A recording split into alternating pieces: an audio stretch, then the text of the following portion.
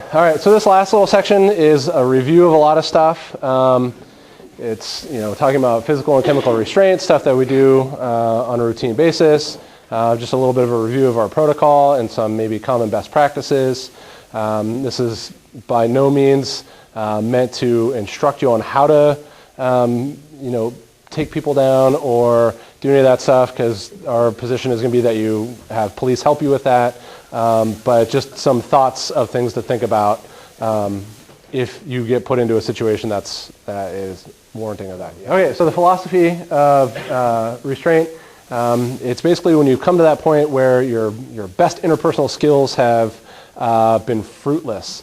You've tried to talk somebody down, they remain agitated, they are clearly in need of help, whether it's medically or psychologically, and they are just not into what you have to tell them. The main objective is to prevent them from doing dangerous things, either to themselves or to others. So if they're currently engaged in a behavior that is injurious to themselves or has the possibility to be injurious to others, we need to help control that situation, to help mitigate those issues.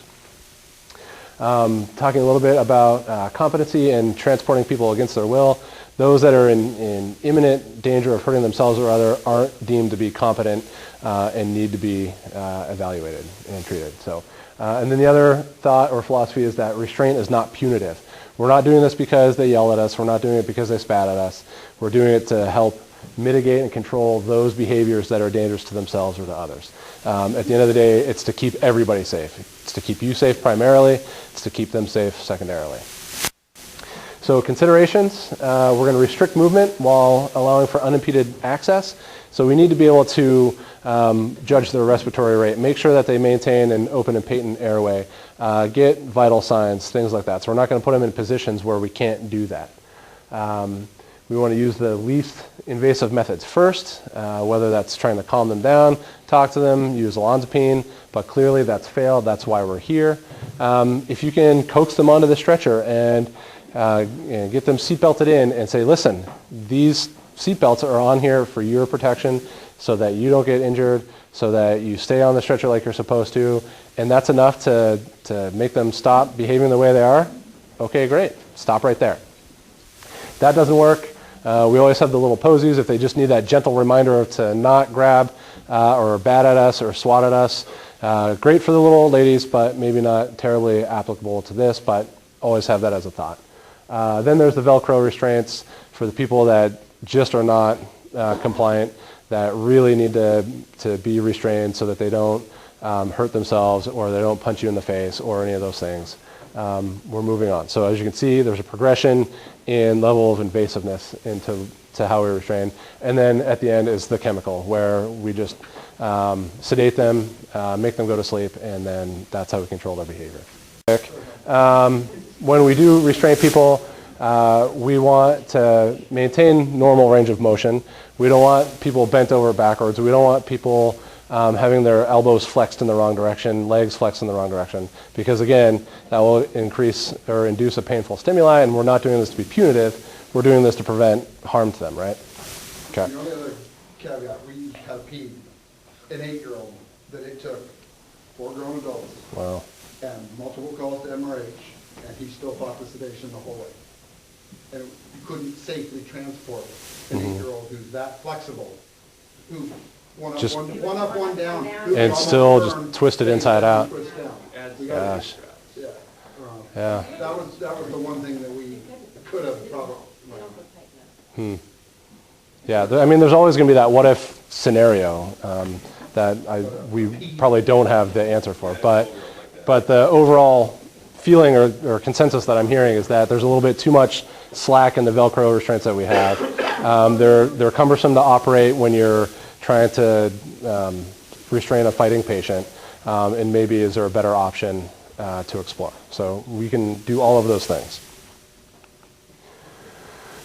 So again, the approach to restraining a patient, we're not advocating that you just run up and tackle people and take them to the ground. If you are determining that the aggressive, agitated, or hostile patient needs to be restrained to be appropriately evaluated and transported, get the police there to help you. We've sat in meeting after meeting after meeting with the Portland Police Bureau, and Gresham PD has been on the phone as well. They are not saying that they will go completely hands-off while we get tossed around. They say if we need their help, they will provide their help. So ask them for help. Please do not injure yourself to try and restrain this person. And if it comes to the point where you know that things are just going to go sideways, take a step back. See if you can talk them down. And if they take off, that's it. I'd rather you guys come back later when they're calmer or something else has changed than to tackle them and get injured. So in this scenario, that's really not a concern. So what we want to do is we want to have our adequate resources, the right number of personnel, there's safety in numbers. So have a force of people there that can help you. So that each person has one job, but it's not holding the entire person to the ground. You're controlling an arm, somebody else is controlling a leg.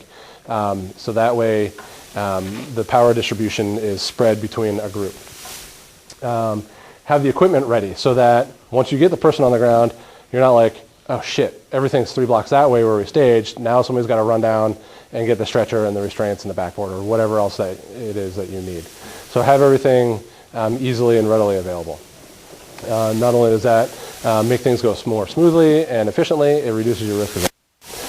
So have your plan ready. Again, assign tasks, determine how you're going to do it, the method that you're going to use, assign people to different limbs. So Braden's going to take the right arm, Melissa's going to take the left arm, I'll take the right leg, et cetera, et cetera. So again, that way, when you decide to put your plan into action, Braden and I aren't going for the same body part and go sideways from there. So offer that one final opportunity to comply. Say, listen, here's what's going to happen. Here's what our plan is to do. I really need you to take a beat, sit down on the stretcher. Let's do this calmly. And if they are still saying no or they're still engaging in that behavior, that's when everybody just moves together at once. So if one person leads the charge, that person that's being aggressive can focus solely on them and take out all of their aggression and anger on them. But if there's 4 people coming at them, they are confused. They're frozen for a moment because they don't know where to focus their attention. And that gives you the upper hand to be able to control the situation. And then move the patient to the stretcher or the backboard. Secure them however you have planned in advance. So positioning, this is not a good position. While he is adequately restrained and not moving, the positional asphyxia or postural asphyxia is a big thing, and it's leading to patient death. So this guy is laying with his full body weight on his chest. He can't fully expand his contract his intercostal muscles. He can't work his diaphragm completely. If he has any kind of range of motion impingement to his neck, he can't turn his head, doesn't have an open airway, and then they suffocate. So we want people to not be prone, but if you can do it on their side, supine, etc. So good communication to the patient. Again, tell them what's happening. As Allison mentioned earlier, when you're restraining or buckling them into the stretcher, to maybe limit the chatter. That doesn't mean don't talk at all. Say, listen, we're putting these things on you for your protection, for our safety. Please try to calm down. Please, be compliant with us. But it's not the time to talk with your partner about the funny, Doc Vader video that you just saw or anything else. You need to communicate clearly with the patient at that time. Also communicate with your crew so everybody knows what's happening, everybody's on the same page, there's no duplication of efforts, nobody gets hurt because something got missed. And also to the receiving facility. So if you are going to the medical ED, as you guys probably do this already, in your HERE report say, hey, we have them restrained for XYZ reason, you may want security there because they're still agitated, they're still fighting. So that way the hospital staff or the receiving facility staff can have the appropriate resources there when you arrive so that transfer of care is as smooth as possible and as safe as possible. And when you document, clearly state in the PCR why you chose to restrain the person, why you chose the level and method that you did, any assessments that you did thereafter, basically demonstrating that that your due diligence and due regard was taken for this patient, and that you weren't being punitive in restraint. So this is taken right out of our protocol. It's the patient restraint flow chart. It's again is there an immediate threat, yes or no? If there's yes, we kind of go right to the sedation protocol, and that's fine. If that is what's necessary to maintain safety, sedate them. Take them to the medical ED. Even if it is just a behavioral health issue, I'd rather you guys be safe than try and fight with him to get him to Unity. Sedate him, take him to the ED, it'll wear off, they'll clear him, then he'll end up where he needs to be. If not, what's the etiology of the behavior? Is it alcohol or drugs? Is it psychiatric? If it's psychiatric, we kind of started with Geodon and Versed, droperidol still in there, which will be coming out probably in the next revision. But we started going down the chemical route. The one new addition now, right here, is olanzapine. So somebody's agitated. There's not an immediate threat to life or safety. They're pacing back and forth. They are fearful of what you're trying to do. You can very calmly ask them, would you be willing to try this medication that I have? It's olanzapine, Zyprexa. They're probably familiar with it already. And if they say yes, perfect. Grab it out of the truck, take this, kind of stand back, talk a little bit, and from what I'm hearing, it takes about 15 to 20 minutes or so to fully kick in, somewhat similar to Geodon, but they generally calm down, they feel better, they're a little bit more compliant to doing what you want to do. So, has anybody used Zyprexa yet? I know Pete said he did. What have your experiences been with it? Dementia agitation during the storm and the interior guy out. Mm-hmm. We were in research sharing him. He willingly took a tab, and 10 minutes later he was more or less back in his bed.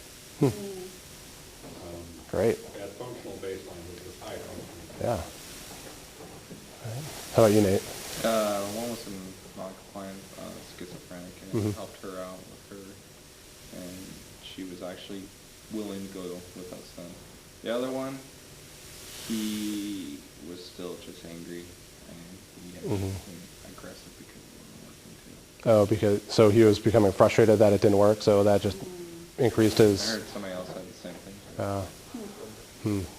So, Gabe, did you say you used it? Yeah, it worked pretty good. I mean, I got somebody to chill out a little bit. We took her to the hospital. We had no problems. All right, what would you say the average onset of action was?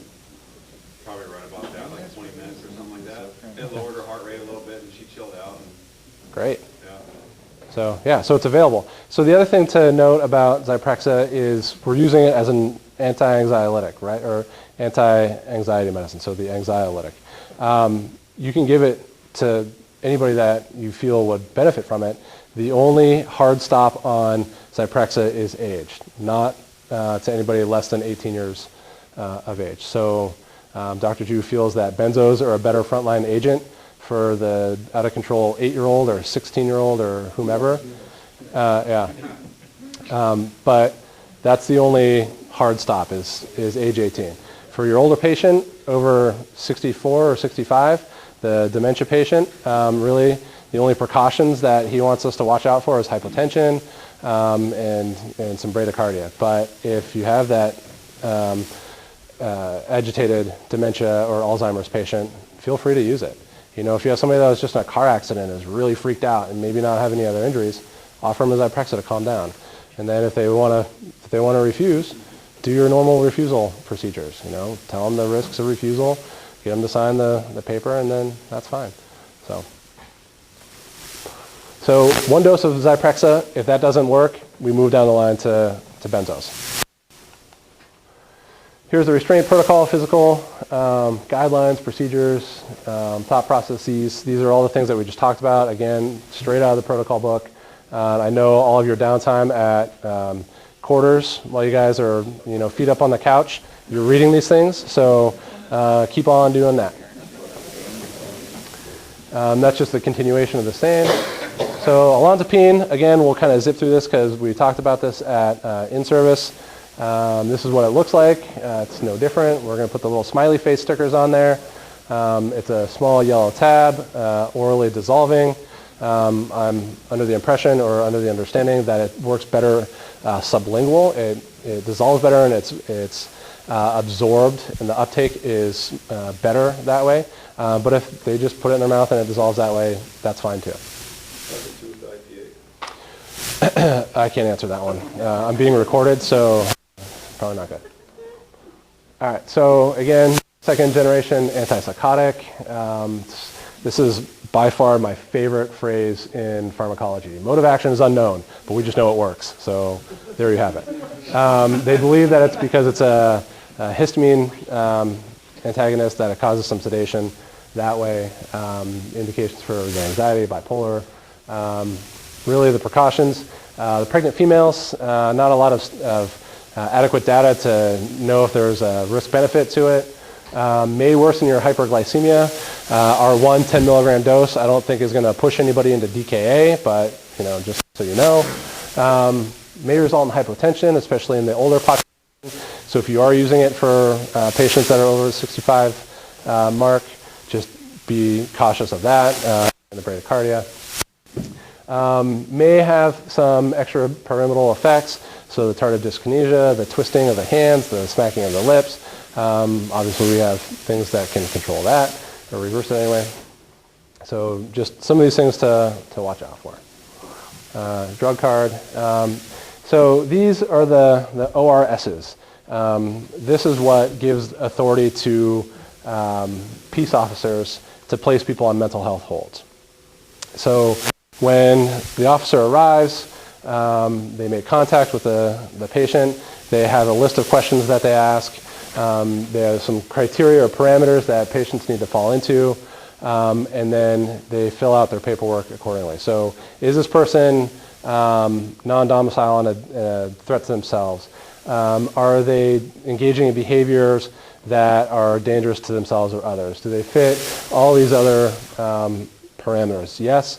They're not willing to get help. They need to be put on a hold, and they need to be evaluated either at the medical ED or now at the PES if they fit all the criteria again. So this is what the peace officer hold looks like. I'm sorry, this is from the mental health director or Project Respond. The Portland police one looks very similar, but it doesn't have the lines here in the middle. They just have an open space for the narrative. So again, you can see that they fill out their name, why they're there, what led them to believe that the person needed to basically be put under their control and taken to a facility for treatment, and then they sign it and hand it over to us. So for Portland Police, they have a triplicate form. They should have a paper form that I can't remember if it's white, yellow, pink, or whatever, but they will write their hold on the top form, tear that off for their copies, and then they'll hand you the next two sheets. So it is now our hold to maintain. So the chain of custody has been transferred to you. So we transport to whatever facility we're going to. When we arrive, turn over care, we tear off the next cover or the next sheet. That's for our documentation. That gets scanned into the chart after you write your PCR, and then the bottom sheet stays at the facility. There is some push, primarily by some folks at Portland Police Bureau, to make this a paperless system. There's some inherent issues with that, but we're just kind of exploring all those things. So this may become a paperless process at some point, but... A lot of what we get is, oh, we'll fill it out when we get to the hospital. Right, so if that's going to be their stance, then the hold has never been transferred to you, and you operate as you have been up to this point. So our responsibilities are, when we accept that hold, that chain of custody is transferred to us. We're obligated to keep the person there, however, not at the point of injury or self-risk. So if somebody's going to be placed in a hole in the back of the ambulance, it's kind of been my position that you just empirically restrain them, because that's the way they would be transported in the police car. That's the way they are going to be transported in our ambulance. If you have a sense that somebody will be compliant, they may not be completely on board with everything, and you don't feel that's necessary, I'll leave that to you to decide. But I would say if they're on a hold and you're going to transport them, I would just put the restraints on, with the philosophy of you're not wanting to do this. Essentially, your rights have just been taken away from you. I am now making sure that you get to someplace safely, and this is for your safety and protection, and it's for my safety and protection. And that way, when you're driving down the road, you're not all of a sudden wrestling with a guy that just changed his mind and wants to get out. And if that's the case, if they're unrestrained and they're in the back and they want to get out, same as now. Pull over to the side, bail out. If they want to, tear up the back of your ambulance and discharge the fire extinguisher to see what happens, go for it. But don't get hurt doing this. So, Nate. I'll ask. So we have this hold. They've decided to ditch out, and they get tagged by a car. Am I now liable because they got hurt?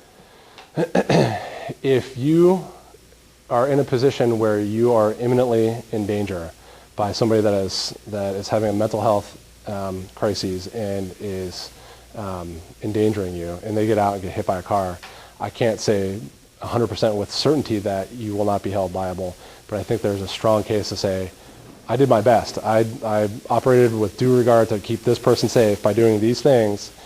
They defeated my restraint mechanisms. They were posturing that they were going to injure me, and I chose to protect myself and get out of the way. And they get out and get hit by a car.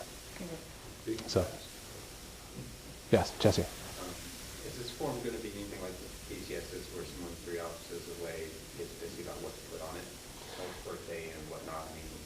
No. Because the officers, these guys have been, and gals have been filling these forms out for years. And it's a legal document, so they're pretty stringent on what they do. And, as long as a majority of these things are filled out and it looks like it's complete and it satisfies your needs, that's fine. If somebody tries to give pushback, we'll intercept that and find out why. If there's more education that we need to provide, then we will. But everything that I've talked to Portland Police and Gresham Police about, they're like, no, we'll fill these things out, we'll hand them to you, this is how it's going to work, you're good to go. So, any other questions on this one? Pretty much right now. Yeah. So we already have endorsement by the state to transport as a secure transport, and that's authorizing us to have people on holds.